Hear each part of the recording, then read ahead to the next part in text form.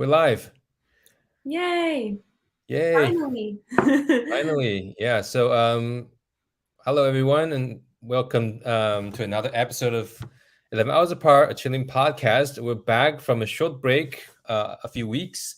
And she's Leah, I'm Chi as always. And today we're going to talk about a couple movies that we really like that came out recently. The first one would be, what's the first one? Oh, Decision to Leave, which is a Korean movie. And then we're going to talk about The Fablemans by Stephen Spielberg, right? Is that correct, Leah? That's correct. I Awesome. think that's right. So, should we talk about Decision to Leave first since uh, Yeah, you let's do watched that. that Oh, one? okay, I did, but I want you to start because it's been a while since I watched the movie. So I like Sorry. you're fresh, your memory might be fresher. So if you don't mind, why don't you start? How do you like the Yeah, movie? I took a long time to watch this movie. Chi told me to watch it a long time ago, but um oh gosh, I'm not gonna remember their names, I don't think. So maybe I should look It's it okay. up. I don't either. I Okay. I don't either. It's a Korean movie. I know that. Chi, you might know more because I haven't really watched that many movies out of Asia, period, like Korea, China. I haven't watched that many, so I don't know the directors and um, actors that well.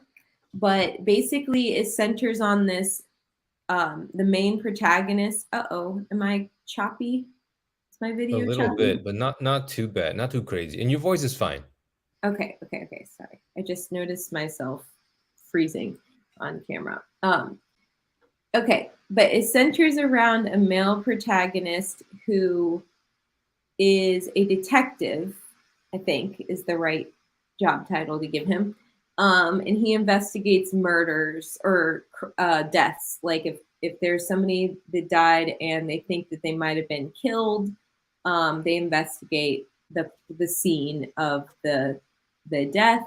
And the very first beginning of the movie, you get introduced to him. He's married. He has a wife who they seem to have a pretty good relationship. But he works a lot. That becomes evident. Like he's not always home very much. And when he does come home, he likes to cook. They eat dinner together. They get fancy takeout, or at least it looked fancy to me.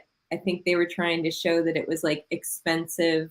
So they seem to do well for themselves, like both the husband and wife together, but um, they he also works a lot of hours. So the very first crime that was committed was one where a man had fallen off of a really high cliff, a mountain that the man had been climbing up. And so they were trying to determine if did he fall, did he commit suicide, or did was he actually like pushed off or killed? Like there was an implication that he might have been killed, that it wasn't of his own mistake or choice to fall down. And it was like a really long fall, and he was found on the ground, like sprawled on the ground. And so through this investigation, he meets this woman who is kind of the second main character to the story. She was the wife of the man who was killed, and she was in an abusive relationship with him. Like he was abusive towards her. Like he would hit her and leave bruises and stuff on her, and he knew how to do it so that it wouldn't show. So she was like kind of secretly being abused. So through the course of investigating this, um, the wife ends up becoming a suspect of someone who may have killed him because she was suffering this abuse. So there was like kind of a motive there, I guess. And so the main character, the detective, ends up spending a lot of time investigating and watching this wife as she goes about her day to try to gather more information about her and see like what she could be involved in. and she is a nurse, like she's a home nurse, so she goes to old people's homes and like takes care of them and spends time with them, and that's her job. So she does a lot of that. She didn't seem very surprised or shocked at her husband's death. That was another reason why she became a suspect. And she didn't really seem, she seemed like she was maybe struggling a little bit, but she wasn't like distraught over her husband's death. Um, and basically, as the detective, and here's where we get into spoiler territory, as the detective investigates further, he starts to kind of like fall in love with this woman, even though he's married. And he, he becomes kind of intimately involved with her because he has been like watching her every move. She becomes aware that he's been watching her every move, and she's kind of interested in him too. They end up actually spending time together, like in a romantic way, like on dates and accompanying each other to things. She's interested in his work and stuff like that. And then she, over time in the movie, there's a lot of like kind of like flashbacks to previous things that happened. So it ends up coming to light like um, basically the detective ends up figuring out after he's kind of already fallen in love with this woman that she probably did kill her husband by pushing him off because she had switched her phone with one of the old ladies that she cared for so that the tracking wouldn't be like the GPS wouldn't show that she had climbed the mountain, but she like basically climbed the back side of the mountain while the husband climbed the front side. And she timed it such that she could get up there right as he was getting up there, and then she ran and like pushed him off. So she did kill him, but the issue was the protagonist, like the detective, was kind of compromised now because she had like destroyed a lot of the evidence. And through their like little love affair that was going on, she kind of tricked him. But she also, like, there was some genuine love there between the two of them too. But the detective was very hurt by this, that she actually did do it, and that she had like destroyed everything, and that then it would, if he exposed her now, he would also be compromised, like his job and everything, because he had gotten romantically involved with her. He allowed her to destroy this evidence. And there was like one other thing, like she had a recording of him or something, basically saying like it would implicate him as, letting her get away with it, basically.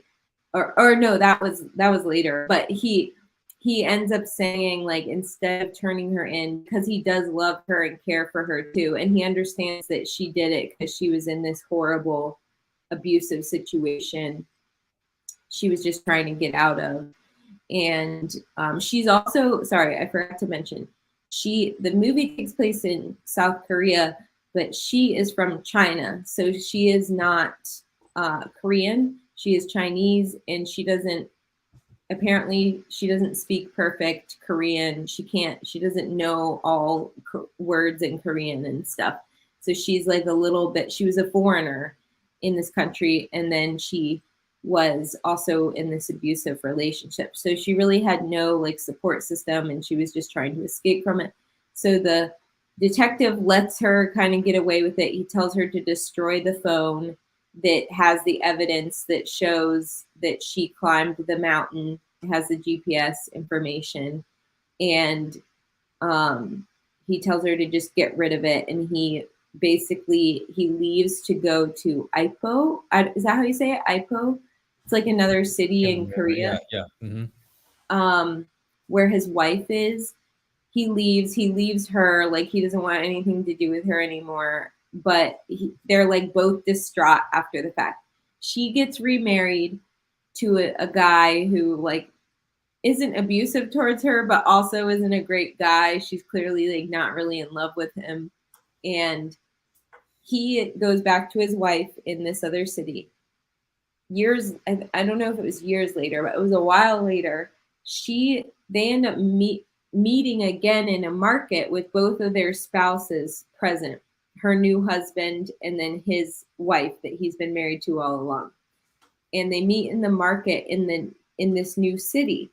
And she had moved there with her husband too, the female in this story. What is her name? Her name is, I gotta look this up. Song Seo Ray, something like that. Song, I think I'll call her. She moved to, oh wait, which is their neighborhood? She moved to the city where the detective was already living with his wife, and she had kind of chosen that city because she knew he went there. And she wanted to run into him. So they ran into each other. There's clearly still emotions there. And then like a couple days later, the detective gets called on another murder case of a crime, and it ends up being that lady's husband. So again, her husband is killed a second time. So the detective is like really mad about this because he's like, oh, she just moved here because she could kill her husband again, and she thought she could get away with it under me because I let her get away with it the first time.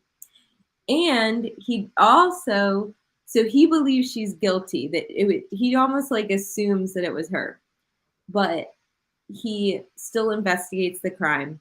But he also couldn't explain to any of his coworkers why he thought it was her so bad, because he couldn't explain to them without revealing that she actually did kill her first husband, and he destroyed the evidence for it. Well, then she reveals that she did have a recording of him saying, throw this phone into the ocean or something. And that's her kind of like, she still had the phone. She didn't throw it into the ocean. She recorded him saying that though. So it does really implicate him again, that that it implicates him that he basically told her to destroy evidence that would have convicted her of that first husband's death. But then as they're investigating the second husband's death, it basically becomes known that it actually wasn't her that killed the second husband. It was a different guy that killed him. And then at the very end, it becomes known that it was a guy that killed her second husband, but she was the one that kind of like put it all into place. Like she kind of encouraged it. Like she wanted him to be killed. So she was kind of complicit.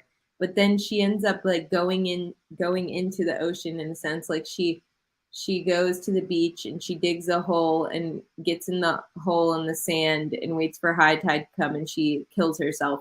But at the end, the detective is like running after her, like trying to find her.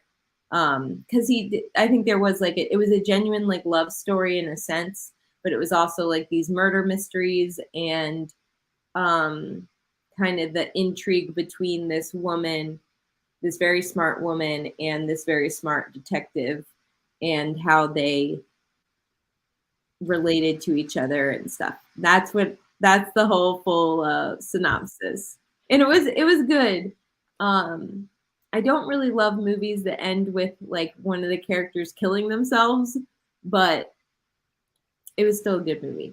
So, and it was beautiful, like beautifully filmed, like beautifully shot, like all the scenes, the urban scenes as well as the ones like on the mountain and on the beach, were very beautiful, beautifully filmed. I thought like there's a lot of artistic quality that went into a lot of the scenes, and there was a really cool conversation they had at night in the on it, I don't know, on a trail in the woods, like on a mountain somewhere. The detective and this woman met up and had this conversation. I feel like it was almost like snowing or something. I don't know, Mhm. but it was just like really pretty scene, and they had like a very beautiful conversation. Like she was a woman that like seemed to have a lot of wisdom, and she said a lot of interesting like intrigue. She had a lot of intrigue to her, basically. So that's the full story. Do you remember it now, Chi? I do, yeah, yeah. I think I remember the it's not that I forgot about the story, it's just that I some of the details I might have just if I was the one who gave the synopsis, I might have just missed some of the details. Yeah, that was pretty much it. Yeah, I have Yeah. nothing more to say. But I think I like this movie because it was okay. So if you look at the story, look at the plot, it Mm-hmm. was a story that you've seen or you've heard like a dozen times, Mm-hmm. right? Like a detective investigates a murdered husband and then falls in love with the wife, Mm-hmm. right? And then found out the wife was actually the murderer. Like, and you've seen that story a lot of times. There's nothing new there. But I do think um, the director puts his own spin to it, and it would depend on if this is your cup of tea. But it is a very romantic movie actually, Yeah, it is. without the dialogues being like your typical sort of romantic. Because what I like about it is that apparently the detective never told the woman like he loves her like outright. He never Right. says that. But Yes. the way he like show that he actually really loves her is to because that detective is like he is not uncompromising. He is like I'm gonna he's all for justice. He is like the squarest detective you could ever have.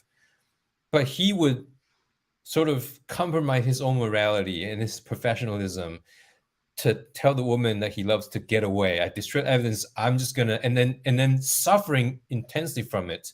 I Mm-hmm. think that just moved the woman. I think the woman before that point was sort of like he was using him a little bit, like he was playing him so that she can get away. Even though, Yes. yes, there was real feelings there, but mostly it was convenient that he falls for her and then so she can get away.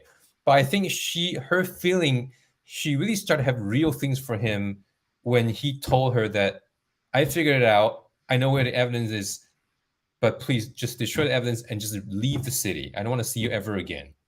Yeah. And that is very romantic. And the woman realized that the only like her decision to leave because like she knows that Okay. it'll never work out, right? Like and her existence would probably just bring the detective like more and more pain. Mm-hmm. Just from just by reminding him that he broke his code, um, right, Mm-hmm. and Mm-hmm. professionally, Mm-hmm. and the only way she can quit is by killing herself. Yeah. And again, I imagine to some people this might be just like overly sort of like like overly romantic, or this might not be like everybody's cup of tea, but um I guess I appreciate that. Like I think it's a very sort of romantic love story, like a love tragedy in a way. Yeah, and it just this is not some sort of like groundbreaking movie at all, but like just like you said, it's like it's like the cinematography, the acting, just the whole thing was just like it's a everything's come together very well. Like Mm-hmm. eh, so that's what I like about it. Yeah. She literally says, like, at one point, one of her lines um,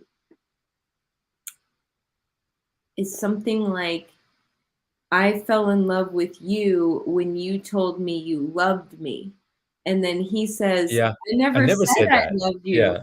Uh-huh. And then she plays him the recording where he says, go and throw this phone into the ocean. Like basically she interpreted, like she realized in that moment that was his act of love, that he was letting her Yeah, get away. get away with it. Yeah, yeah, And yeah. as a result, he was making a big sacrifice, like a big moral sacrifice for himself, and like that he was gonna feel guilty about that, but that, I don't know, that was in her mind. That was him telling her that he loves her.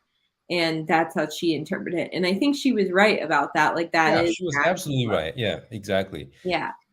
Yeah. But then yeah, there was like this symbolism of like the mountain versus the ocean in the movie too. Like she said some quote at some point, like her grandmother used to say, like there are benevolent people,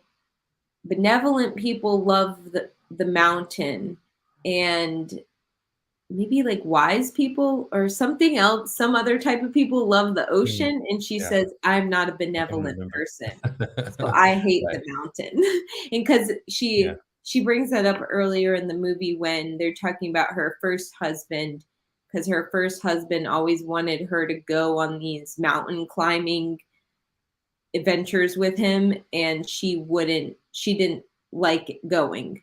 And the detective asked her, like, you didn't like going to the mountain? And she says that line of like, my grandmother told me that benevolent people love the mountain, and some other type of person Mhm. likes the ocean. She was like, I'm not a benevolent person. She does warn him then that she's not that way. um and she's like, so I hate the mountain, or she says, I hate the mountain because my grandmother told me that. But I don't know, it was like an interesting like symbolism. And maybe that's, I don't know for a fact, but maybe that's something that is like kind of in Chinese like folklore or something. But yeah, I don't know. There was that contrast, I think, between the two, and like the mountain versus the ocean. And she, yeah, she believes at the end when she's committing suicide, essentially, that she's like freeing him of Mhm. Yeah, his yeah. guilt. That's her act of love in return. Yeah, And I do love the ending, but because like I think when the ending was that he was searching everywhere on the beach for her, but he couldn't find her because yeah. he got there too late, Mhm. and because given how the story was going to end, that we know she's going to kill herself and she's going to be there too late. um any sort of inferior writer would probably like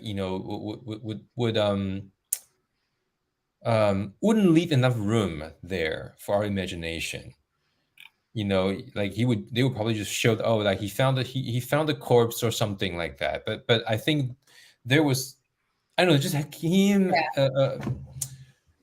just watching him and just very desperately searching, looking for her, but that he'll never find her, was very tragic, very sad, but also kind of beautiful in a way. Yeah, and it was like a beautiful It sunset was. on the It beach, and he was was. like Yeah. frantically searching as trying to like beat the sun going down and it getting dark. Um, but yeah, it just leaves you like wondering, like, did he, like, it leaves you kind of wondering, like, is he realizing now that she probably killed herself, or is he still gonna be searching? I don't know. It Hmm. almost reminded me of like that last final scene and him running around like searching for her. It almost reminded me of some of those like ghost stories you hear, whatever, of like the ghost is like still searching for his lover. Like sometimes you hear kind of ghost stories like Hmm. that. It's almost like he had that spirit about him where it's like you got this sense as the movie was coming to a close that he, in spirit, he was just going to be searching for her forever after. Or like for eternally, until maybe if you believe in afterlife, they meet each other again in death. But I don't know. I don't think that that's what it was really trying No, to no, say. yeah, I I think was being that prospect actually just I think that's I think the beauty of is in that was the end. That was it. That was how the story ended. I think that was the beauty, the beauty.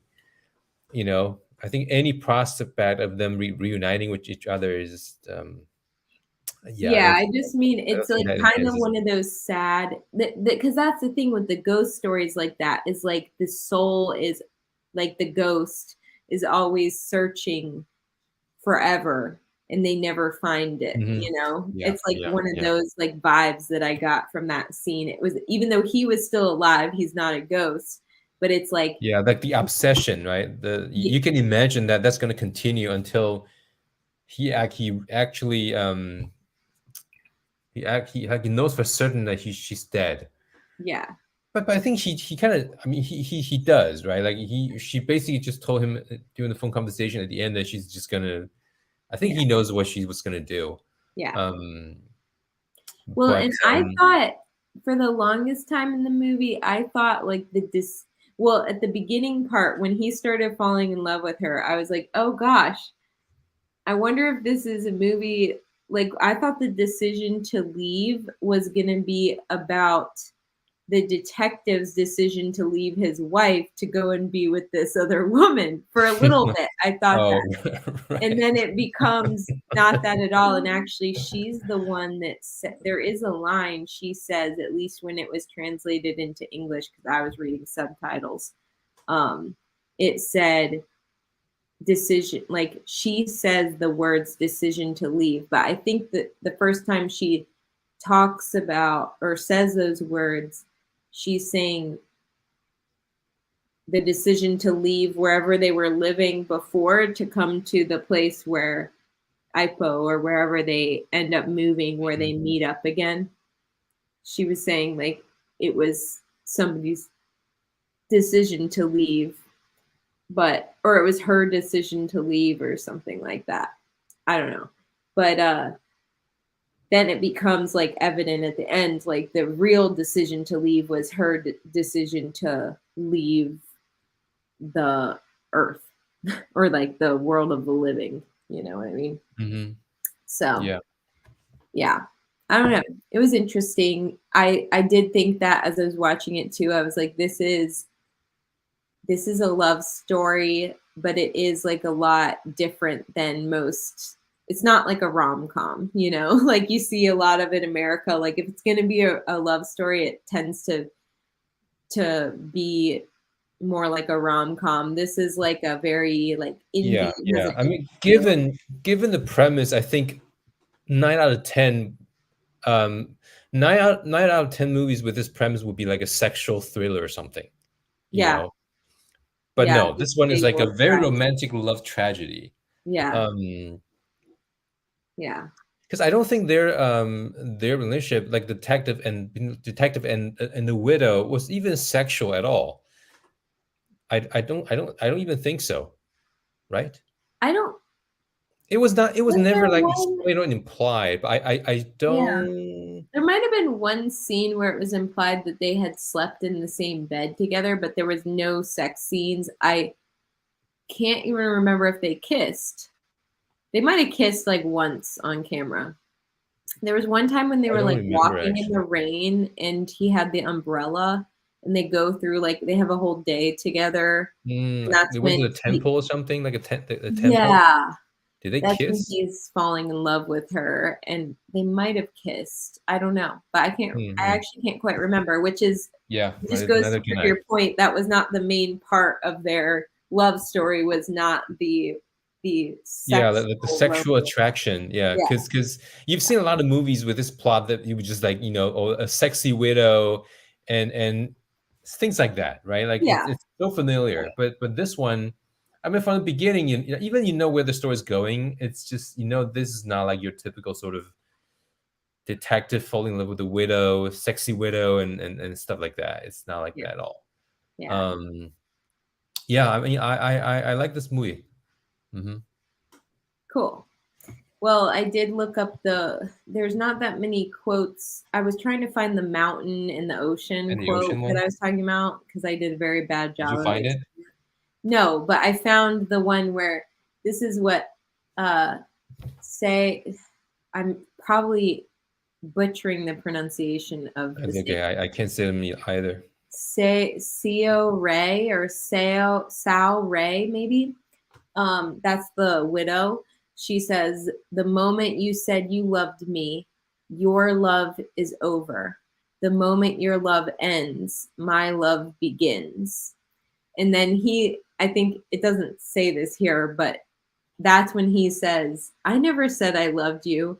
And then she plays him the recording because that's when he was so hurt. He said he was shattered, and she had to look up that word in the translation because she didn't know that Mm-hmm. Korean word. In English, it was translated as shattered. He was like, "I'm shattered Yeah, by he was this." crushed. Yeah. Yeah. Mm-hmm. And she looked it up because she didn't understand the meaning. But basically, she was saying when he makes that sacrifice to let her get away with that first crime of killing her husband, that's her interpretation, was that he was really saying that he loved her in that moment, but that's when his love ended because he was so done with her at that time and he moved away. But she said, "But when your love ended, my love Mm-hmm. began." Yeah, because that's when Yeah. she Yeah. realized, like, oh wow, like Yeah. that's true Yeah. love. And that's romantic. It It probably is. a little cliche, but it's romantic. Like I think it's done very tastefully that it doesn't feel like mundane or like corny or anything. Which Mhm. I think it's actually pretty difficult. Yeah. Okay, well, let's move on to talking about the Fablemans. I'm going to try to still find that ocean and sea quote. I mean, mountain and ocean Mountain quote. Ocean quote. Um, Mm-hmm. oh, this is interesting. This one article is saying, oh gosh, now I lost it. But it was saying that the mountain versus the ocean symbolism was used to represent the two main characters. Um, the detective is the symbolic of the tall, strong mountain, and then the widow was symbolic of the ocean. But now I lost it. So there's some interesting symbolism is basically what I'm Mm-hmm. coming to. This is a whole long article about it. I don't think I have time to read it right here, but if anybody watches this movie and you're interested in that symbolism, looks like some people have written some articles about it. So between the mountains, see. Oh, and we didn't even mention, but the detective is an insomniac too, and he doesn't sleep very well. And the only time he sleeps well Oh yeah. with her when she was there, because she had some like tricks that she uses to help her, like the elderly sleep that she takes care of. Or what did she say? It was like some trick she learned of how to help from the U.S. Yeah. Navy, but then she perfected it, and she helps him sleep, and he doesn't usually sleep very well at all. And after they break apart and they move away for that period of time, he goes right back to having trouble sleeping again. And he is kind of like stuck in his life with his wife, who seems like a perfectly fine woman. It's just that he fell in love with this other woman. And he also has his insomnia return, um, when he goes, leaves the widow and goes away from her. But she kind of brings that sleep to him. And maybe that's like partially how she also is symbolic of the ocean, like the rocking of the waves, like she's able to lull him to sleep or something. I don't know. Just a thought. Mm-hmm. Okay, let's move on. Let's talk about Fablemans. We only have limited time today, so I don't want to Yeah. sit too Yeah. long. Sure. Yeah. So I watched it this morning. I really liked it. I thought I it was really good did. too. Yeah. It Again, was not very it like was very personal. groundbreaking, but it was cool. It was very personal. It was a very Yeah, intimate movie because it was pretty much, he didn't use his own family name, and like they changed all the names, but that's actually what happened in his life when he was that age, and all the things that happened between with their parents and in their family. It was all real events, um, including like their the yeah, marital problems of his parents, and how like his mom sort of fell in love with his dad's best friend. yeah, Yeah, and that is actually how he found out about it, is from when he was editing a home video. So apparently all of that was true, was actually what happened. yeah, And I read somewhere that Steven Spielberg had said that deciding whether to include that part, that like when Sam, like which is the Steven Spielberg's in the movie, character. like Yeah, yeah, like when he found out about what's going on between his mother and his father's best friend, he really like had a hard time deciding whether he should put that in or leave it out, because it was very, very vulnerable, like even though like it happened like decades ago, but still I think that must have been like very traumatizing for him. mhm, And he said he actually blamed his father for this. yeah, um in the movie, like some of the kids, some of them blame the mother, and he like blame the father more. And I think I just thought it was very brave that he decided to like, even though like he changed all the names, but still like that distance is still not that far. We will know all like right away that is what happened to him or his family. yeah. And I Well, just I thought think it was a very brave thing to do that Steven Spielberg did. That, I do think at first he was not happy with his mother. Like in the movie, at least the way it was portrayed is when he first found out, he was very upset about it in general, probably, but he kind of took it out on his mom because he hmm was hmm kind of mean to her for a little while and she couldn't figure out why. And then he reveals to her, yeah. what he saw. But yeah, so he was angry at her at first, but then I think the movie did such a good job of showing how Sam, Steven Spielberg's character, has traits of both his mom and his father, but his mom was definitely like the creative artist and his father was more of the technology, like understanding, numbers, and like he was more like that type of mathematician type guy. And Steven Spielberg, as a filmmaker, kind of used both traits from both of his parents. He used the engineering like mind that his father gave him, I guess, in a sense. And then he used the artistic creativity that his mother instilled in him.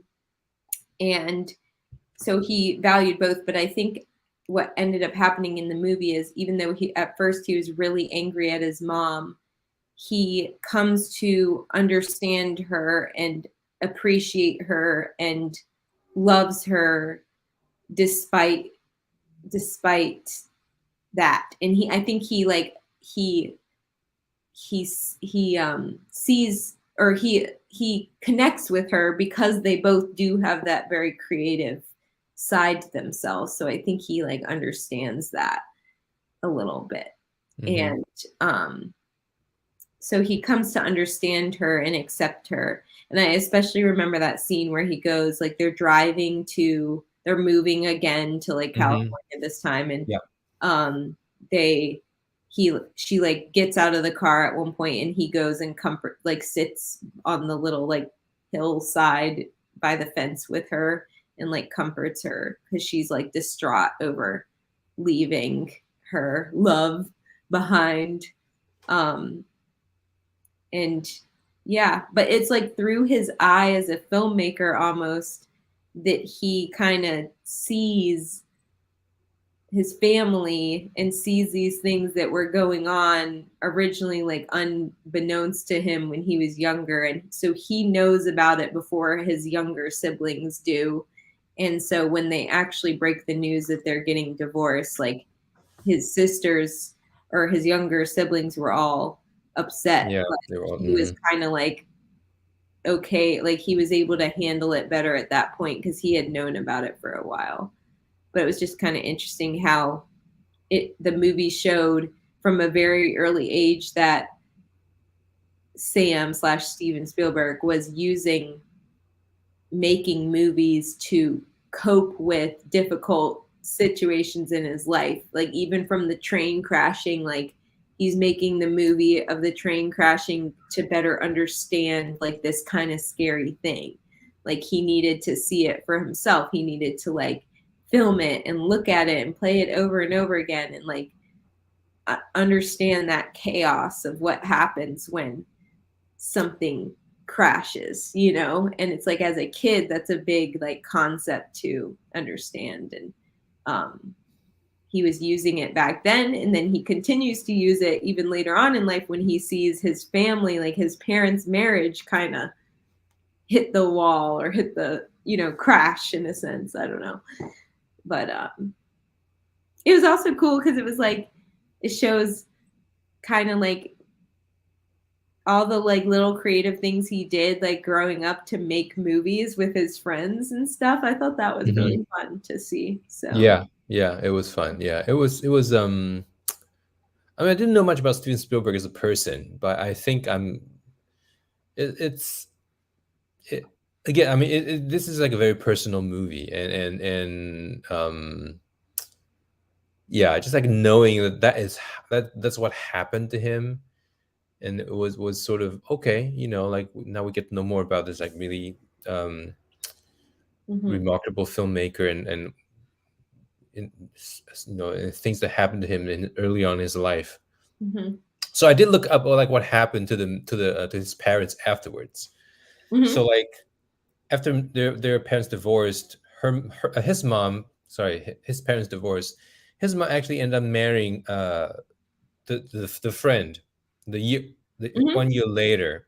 Mm-hmm. And a few years down the road, like they actually moved to Los Angeles and opened like a restaurant or something there. Oh, Yeah. really? Yeah, they did. And then after Steven Spielberg's stepdad passed away, his mom was married to his father's best friend for like 30 years afterwards. But after that friend passed away, his parents reconnected as friends.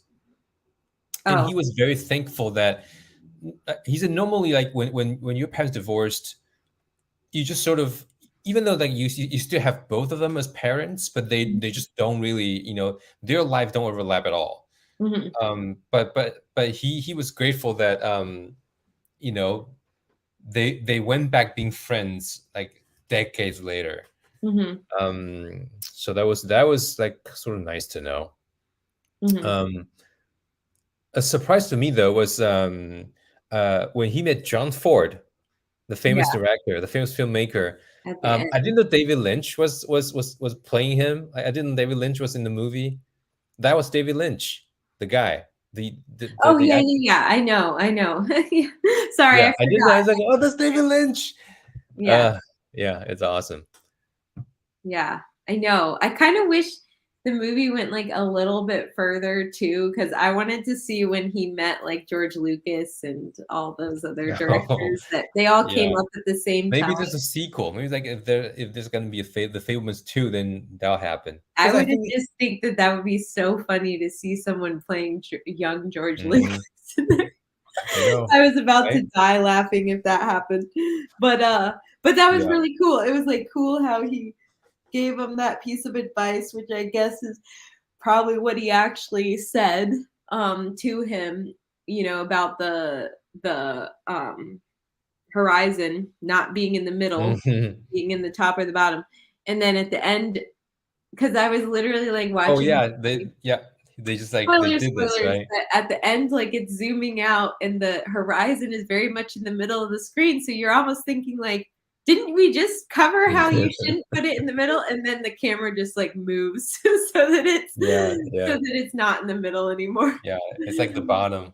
Yeah, it's like the Yeah, I think there were a couple of like this sort of self-aware jokes in there. yeah. I forgot what the other one was. There was one in the school, in his high school. He says something to Oh yeah, yeah, the the bully. jock. He's I like, think yeah, it was unless I make a movie about it, then everybody would know that that's how you feel inside. And yeah, that was it. That was the yeah. other one. That's right. He makes that like Yeah, very like so then that makes you think like, oh, that was probably like a real conversation that they had where the guy had asked him like not to yeah, tell anybody I and think then so. he ends up putting it in the movie. Yeah, I think so. I think so. So Um, that's kind of crazy. It's just kind of crazy to think like how much Steven Spielberg has done in his career and to be able to at the end of such a successful career go back and like well I don't know if it's the end for him but I mean to be that successful that you can then make a movie basically about yourself and your life growing up and people are interested enough to go and see it. It's just kind of wild. It's like wow, like you did life really well, Steven Spielberg. Like you followed your passion, and yeah, you made it. yeah, you Yeah, made it exactly. It's like that's when you know you really, really made it, and when yeah. you're in a comfortable spot in life, when you can make a very raw and honest portrayal of your childhood and like I don't know, and even the not so pleasant parts of your upbringing, Hmm. and you can do it in an artistic and entertaining way and throw humor in there too and so yeah it's like you think about that little teenager in the movie is gonna one day like grow up to be able to like make a movie about that time in his life. That's crazy. But I Yeah, was a little yeah. worried going in, to be honest, that it was like going to be a little bit too self-absorbed or like too um ego driven or something, but it Mhm. really didn't. When you were actually watching it, I did not get that feeling at all. Like you and maybe it does help that he gives the characters other names. It's not like Steven Spielberg isn't his name. His name is Sam Fableman. So it's like Mhm. it's maybe that does help a little bit with that, but I really didn't feel like I was just watching this like self-absorbed, like ego-filled story. Did you feel Yeah, that way? yeah. I wasn't worried about that at all. But Oh, I was, yes. I think you gotta be really crazy to like to make your own biographic movie and then like, like it's yeah, you gotta be like a pretty like egomaniac to actually do that. Yeah. So I think the point here is really not I think it's pretty obvious right away that it's not about sort of self-congratulation or like self-celebration, especially if it's focused on his earlier years. Then I think it's just gonna um I am curious though, like what inspired him to tell the story, because I think obviously that's very intimate, and I don't think he was there to like I don't see the point of the point being like I'm just going to tell this so I can inspire other filmmakers, because I think it's not a lot about that, because I think it's like there seems to be something like, oh, if you have the passion, then you have it. If you don't, you don't. um yeah, so I don't know. I'll be curious to know more about what inspired him actually to tell this whole story about his family. Yeah. um It but was I like, very but I sweet. admire the bravery though. Like I think Mhm. it's really something Mhm. to make anything of about your family public. Yeah. Especially that's something that's not, as we all know, that's not, movie is not all pleasant. um yeah. It But also I also, so oh, I sorry. also like, I watch a I'm not Jewish, I'm also not like Christian, but I think I watched a movie critic. YouTuber, movie critic, and he's Jewish, and I think he said like everything like because he's Jewish, so he shared a lot of the experience, like the Hmm. household family experience, and just like the way they their mannerism and their like their way of thinking is very like yeah, that's like very typical. Hmm. That's like a shared thing. So he he like relates a lot to that part of the movie. Um, I also thought like the girl he was dating in high school was pretty funny. Like like a really Christian girl. Yeah, Um, yeah. it's She was funny. That's one of the ones where I was like, I mean, maybe there was a girl that was that crazy like that, but um I was wondering if maybe he exaggerated that a little bit to better show the contrast between what he felt like as a Jewish kid versus like some of these a lot of the Christian kids he was going to school with. Because like I grew up with a lot of Christian people in my high school, and no one was like that. Like, no one was yeah. that fanatical about that. Yeah, like Especially when if they yeah, were a it's like girl and a you boy, they would never, no girl would ever like be like that. But she could have been, that could have been a very they would realistic never like girl. transfer the Holy Spirit like from like mouth to mouth. That like Yeah, I that part just so cracked me weird. up. But I think it was But I like, don't think that was I think that was meant to be like a jibe, like like no, I wasn't offended by it at all. I just think I thought it was funny. I think it yeah. was supposed to be like a exaggeration to just make it humorous, like how how just the contrast between the two cultures a little bit and how it does maybe appear to a Jewish kid when you do see these like kind of there are some don't get me wrong, there's some crazy I know. Yeah, Christians out yeah. there that are I know. very There's people passionate. in every sort of every faith. No, but I think the one that I found interesting, not like hilarious, but interesting, is that I think the one of the reason why the girl was attracted to him because he's Jewish, and because she is like a Jesus fanatic, and because Jesus is Jewish, Yeah, and I know. I Totally. thought that was Yeah.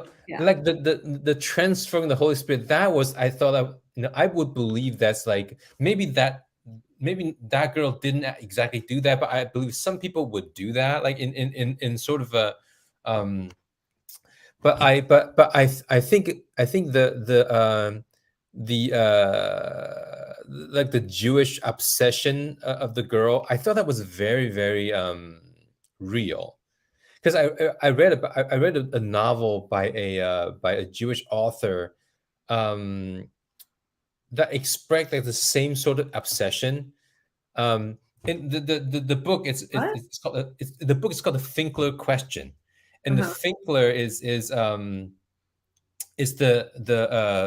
the name of the main character who is not Jewish, Mhm. but who's for some reason was obsessed with with Jewish like culture, and like like he has a thing for Jewish women, and Mm. not for the same reason, not because he's a Jew, he's like Jesus fanatic, but there's anti-Semitism, which is a racism, but there's also like this like sort of benevolent, more benevolent type of racism, because it's like, well, if I'm with you, then like I'm like closer to Jesus or something. That's like implied there. I thought it was pretty interesting. Um, um, Again, I don't expect that to be a very common among Christians, but it just that part for me was like absurd but believable. Yeah, it's More absurd. than like like the crossing of like the thing after they kiss, and like yeah yeah There like the probably are some like young or like the Christian giant girls. Jesus statue like above the bed, like just like that. The girl has like a giant Jesus on the Yeah, cross on the yeah, wall, like right yeah, on the wall above the bed. yeah. Yeah, I mean, again, I've known a lot of I've had a lot of friends growing up that were very strong Christian, Protestant, like proud Christians, and none of them had that type of decorations in their room. None of them, I'm sure, when they were alone with a boy, would ever have like done this whole ritual of like whatever that girl was doing. But it's like, Yeah. I also wouldn't be surprised if there was like some semblance of that did occur, because there is a weird thing, in Christianity where you're not supposed to basically have sex until you're married. And so it's like for some young teenage girls, like that can be a really difficult thing where it's like you want to be preserve your virginity, I guess you could say, but you also like are interested in like in dating guys and being with boys, and like you want to have a first kiss and you want to do this and that. And so it's like it does create, I think, some girls to do some weird things like that to Yeah, I know. It's justify just so their that so yeah, behavior. she doesn't break the rules, but still get to have the The experience that yeah, yeah, the and it's like, experience that oh, so normal this girls is would how have. I'm justifying it in my mind. Yeah, Like, yeah. I think so. I think that's exactly it. That's yeah, exactly it. yeah. Um, But I think that she was, I mean, I don't know, but I feel like she was an exaggeration, because I also feel like Steven Spielberg wouldn't have, well, I don't know. Maybe I need to read up on it, but maybe he like talked to that girl now and was like, "Do you mind if I portray you in this way?" And she was probably like, "Sure, go no, ahead." no, no. There, I no. I Um, think because if once you talk to somebody, that means that you're like, if you don't do that, then you can have some sort of creative liberty, right? You don't have to explain anything, and no one has to sort of no one has like to match there's no need to match anybody to the character, right? Like all names are changed, so and there's no reason to like, even though we like we can go find out who the girl was that Steven Spielberg was dating in high school, but that doesn't mean that she did all these things. So I don't think yeah. And right. I don't think uh, she but did do all also, those I things. think that was because that's also, I think that part was exaggerated, because I think that represents, when we, because he grew up Jewish, right? So he obviously didn't know any of the like the Christian things, and maybe that represents when he first like knew about um just because of some of the things that the Christians do that he as a Jewish person might not be familiar with. So it might seem really like sort of exotic and just sort of ridiculous in a way, and he might just like magnify Yes, that a exactly. little bit coming from a Jewish perspective, right? Like so if it's reversed, then if Steven Spielberg or Sam is a Christian and dates Mhm. a Jewish girl, maybe we see like the same sort of exaggeration of the Jewish rituals when it comes to whatever and in the movie.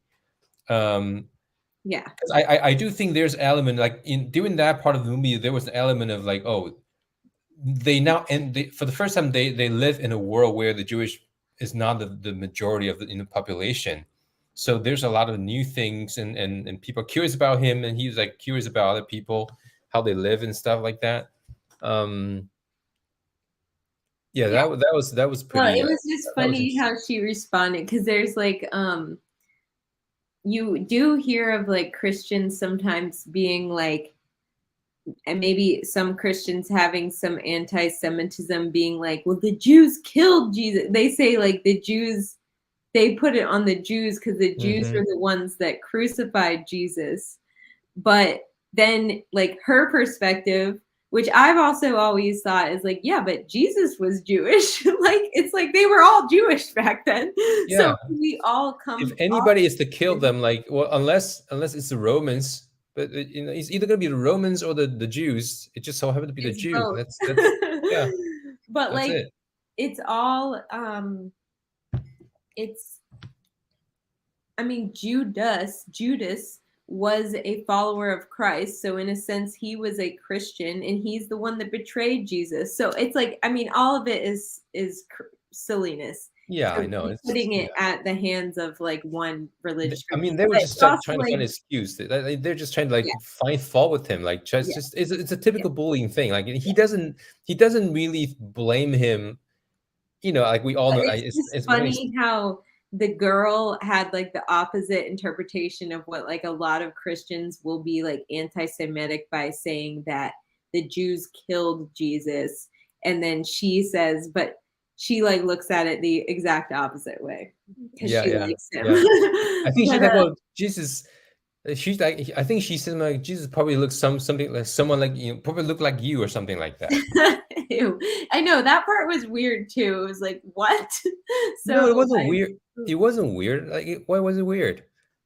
well, didn't she if she I can't remember the whole scene No, and the whole everything thing she is like said. it's like Sam told her that so she was has all this like Jesus portraits in her in the room, I and he know. said, well, but nobody knows what Jesus looked like.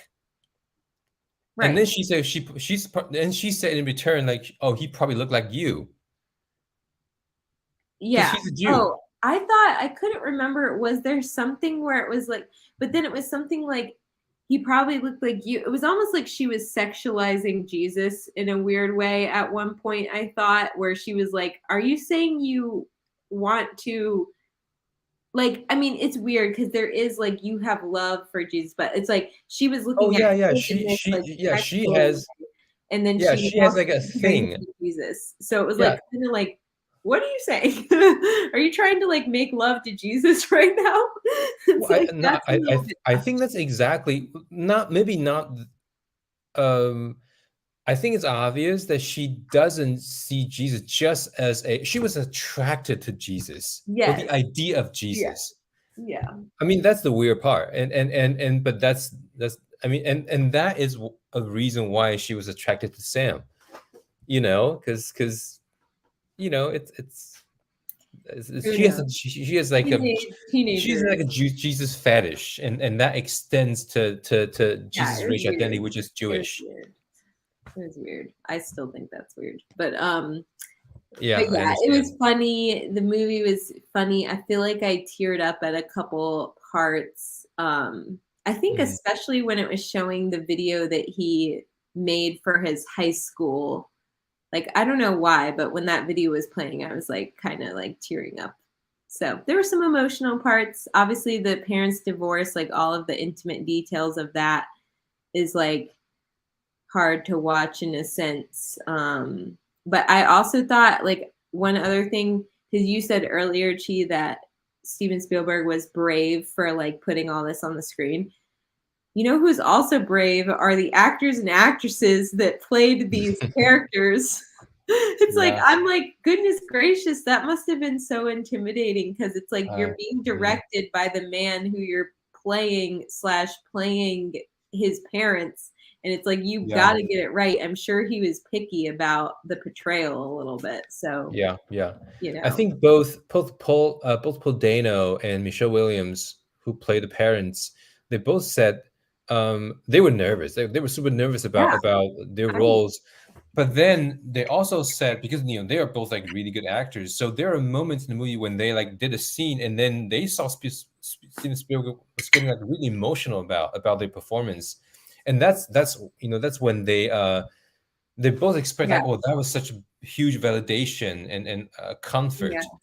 Um, yeah, because that must have meant that they got it right. Otherwise, Steven Spielberg wouldn't be like emotional about it. yeah, There's another fun fact. So Seth Rogen plays the best friend, yes, Benny, Uncle Benny, yeah, and so I think before, so okay, so because Seth Rogen is famous for like improvising lines on the hmm scene, hmm so the Tony Kushner who co-wrote the script with Steven Spielberg, uh, I watched this interview with him, and he was saying that like Steven Spielberg was telling him that you know just Seth Rogen like to improvise. So hmm just you know, and I know you don't like that very much. So but just be a little tolerant because that's what he does. hmm And but Tony Kushner was like, okay, I'll try. hmm But what surprised him was that Seth Rogen didn't improvise a single line through the whole shooting. Oh, really? Oh Yeah, wow, good for him. he stuck to the script. Yeah, Yeah, yeah.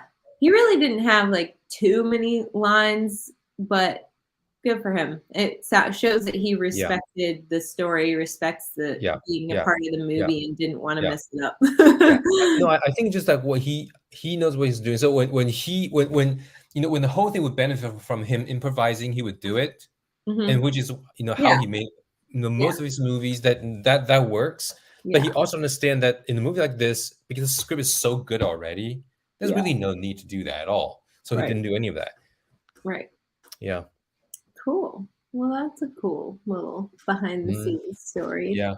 Hmm. Yeah, I'm glad you looked up some of the behind the scenes stuff because I did, after I watched the movie, it did make me want to figure out like Yeah. more about what is true in this movie Mhm. versus what is fictionalized.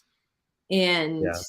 so that, but I never It's did. I it's never pretty went. much just true. It's all true. Like there's not really a lot of well, again like when he's like about his dating life. I don't know how much of that is true, but like the family is very real. That Yeah. is really just exactly what happened. Um, I have the benefit though because the film came out only recently.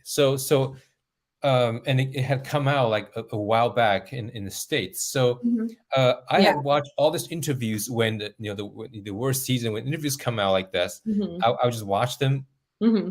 because the film hasn't come out yet. I cannot watch the movie. Yeah. So I sort of had more time, to watch, Hmm. to catch up on, to watch just by accident and get all this information before the movie came out. Yeah. Um, Yeah. that's why. Exactly. Yeah, I know. When I watched it, it was a while ago when it was still in theaters, and I think that I didn't look up anything then because I was like, it's gonna be all the like wishy-washy interviews where they don't provide that many details because they just want people to go and see the movie.